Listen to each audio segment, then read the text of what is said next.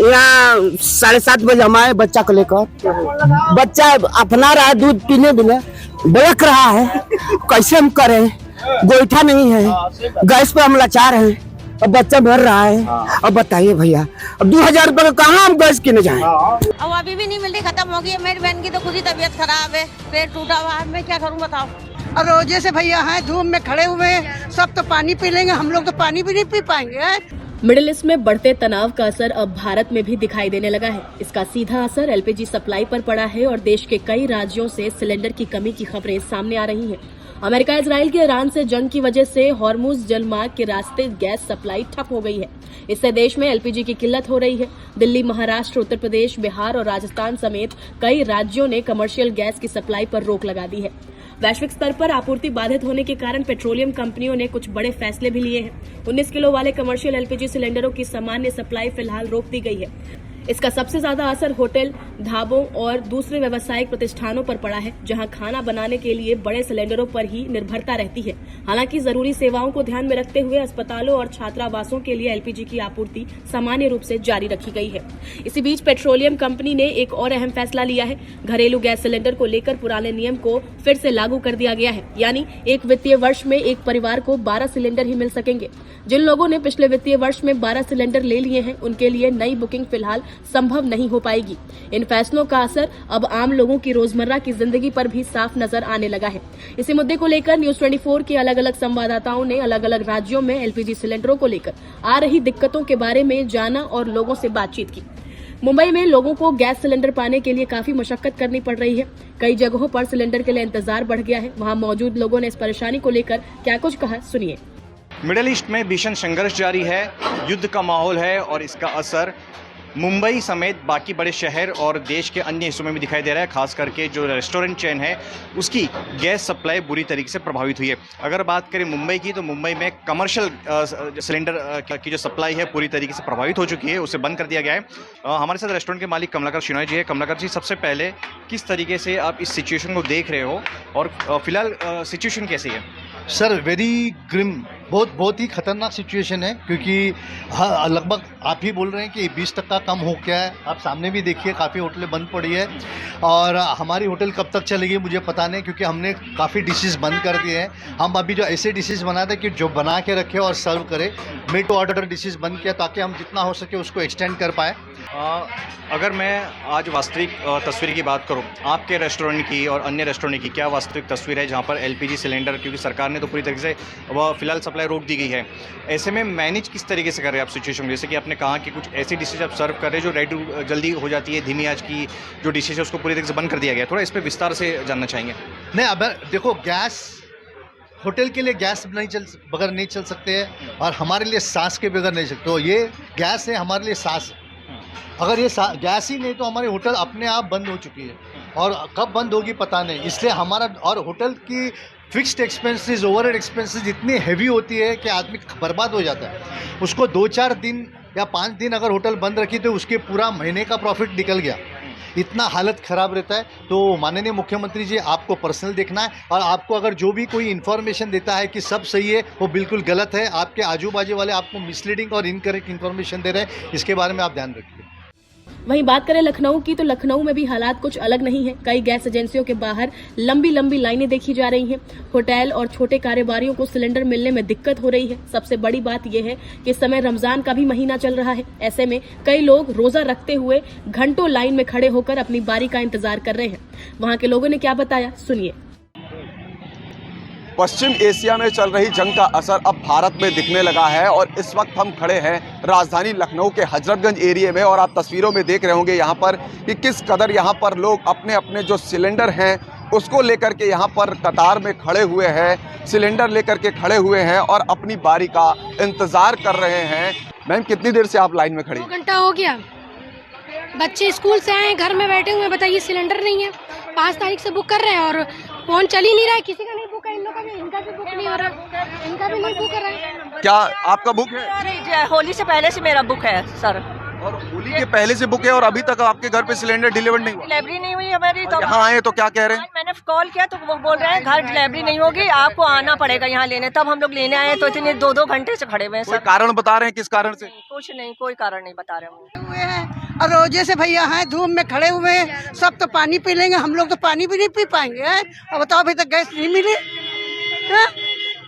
अब आप सोचिए रोजे से है, रोजे का जो माह चल रहा है उसमें लेकर के ये महिला है। अब इनका दर्द आप समझ सकते हैं कि आप लोग तो पानी भी पी सकते हैं, हम लोग तो पानी भी नहीं पी सकते हैं। अब आप देखिए यहाँ पर ये धूप में खड़े हुए हैं और इनका ये दर्द है, अपना अपना दर्द है। कोई 3 घंटे से, कोई 4 घंटे से, कोई 5 घंटे से, कितनी देर तो यही कहना चाहेंगे भैया कि लड़ाई वहाँ छिड़ी है, कम से कम सरकार को साफ बोलना चाहिए कि जैसे यहाँ लाइनें लगी हैं, वो कह रहे हैं ऐसी कोई दिक्कत नहीं है, तो कम से कम कोई आए, सरकार से जिम्मेदार आदमी आए, मंत्री आए, कोई भी आए, अधिकारी आए सामने।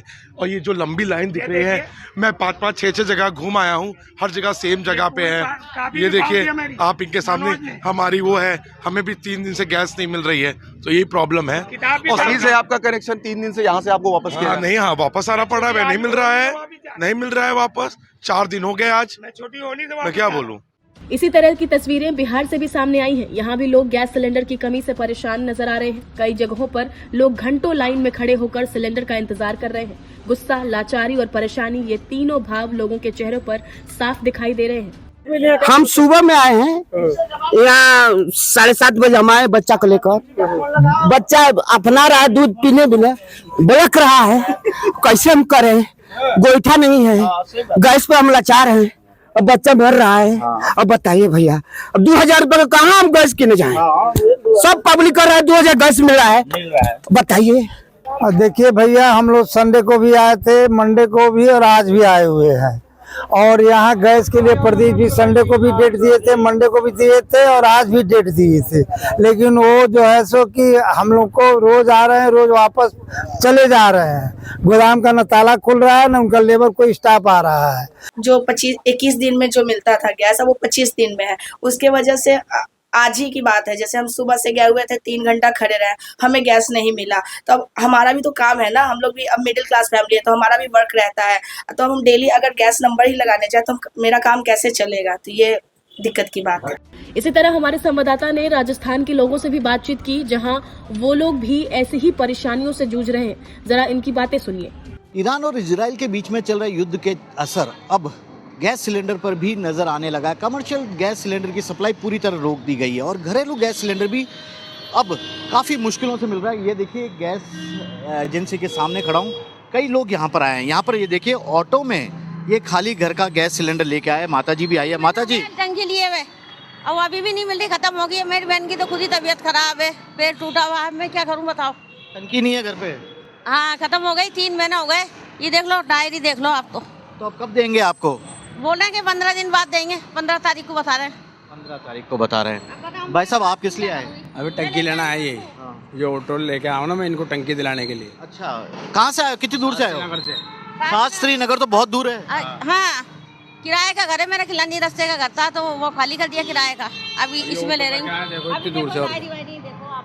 ऐसे बहुत सारे लोग भी आ रहे होंगे आजकल, टंकी लेके घूम रहे होंगे, परेशान हो रहे हैं भाई साहब। और क्या आदेश है आप लोगों के पास कमर्शियल और घरेलू सिलेंडर? कमर्शियल सर आगे से आ नहीं रहे हैं, घरेलू सिलेंडर रूटीन में लग रहे हैं। पैनिक वजह से थोड़ी समस्या हो रही है। एक कस्टमर के 3 कनेक्शन है, तीनों बुक करवा रहा है। ऑलरेडी वो रूटीन में पहले एक काम में लेता था, आराम से आ रही थी।